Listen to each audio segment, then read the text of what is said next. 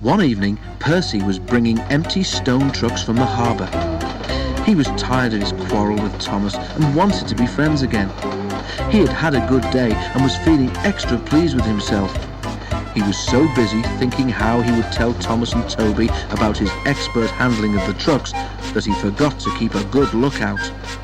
Too late, he saw a broken branch hanging over the line straight in front of him. "Oh, he groaned. He tried to stop, but his brakes wouldn't hold him. "Ouch!" he exclaimed a moment later. The branch hit his smoke box, broke away and crashed to the ground. Percy was more startled than hurt, but his front was still sore when they reached the shed. "It's your own fault," said Thomas unsympathetically. "You should keep a better lookout. I've no patience with you." "Pooh," retorted Percy huffily. He forgot his good resolution and talked to Toby for the rest of the evening. Percy didn't speak to Thomas the next day either. "I say, Toby," he said in the shed that evening, "what's a drip? Do you know?" Toby pondered. "It's when rain comes through a hole in your cab and fireman hasn't got time to mend it," he decided at last. "That's silly," objected Percy. "I heard a boy on the platform call his friend one this afternoon. I'm sure he couldn't have come through a hole in my cab," he added earnestly. Thomas was tired of being ignored. "That's different," he interrupted loftily. "The boy just thought his friend was being a coward, or silly, or a spoilsport." Percy thought about this. "So if," he suggested reflectively, "if you stopped me from doing something nice, would you be a drip, Thomas?" "You're the drip," answered Thomas crossly. "Now go to sleep like a sensible engine and stop talking nonsense."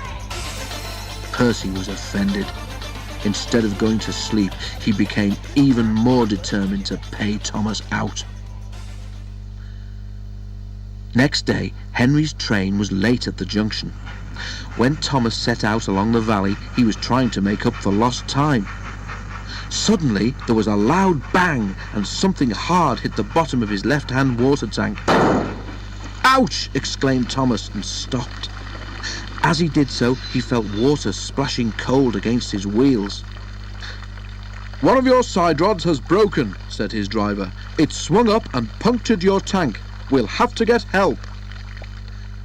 At Farquhar, Percy was shunting. The station master came up. "Leave those trucks, please, Percy," he said. "Thomas has got a hole in his water tank. There's water dripping everywhere, and he can't get home on his own." Percy was still cross with Thomas. "I won't go," he said. "Thomas called me a drip. Let him jolly well stay there and drip himself." "But what about Annie and Clarabelle and the passengers?" reminded Percy's driver. "Do they deserve to stay out all night too?" Percy was sorry at once. "I forgot them," he said. "We must rescue them in case they turn into drips too." He hurried away. He found Thomas near the river. Everyone was glad to see him, and the passengers thanked him for coming. "I'm sorry I was rude," said Thomas as Percy helped him back to the shed. "That tank of mine turned me into a bigger drip than we expected, didn't it? Can we be friends again, please?" Percy was delighted to agree.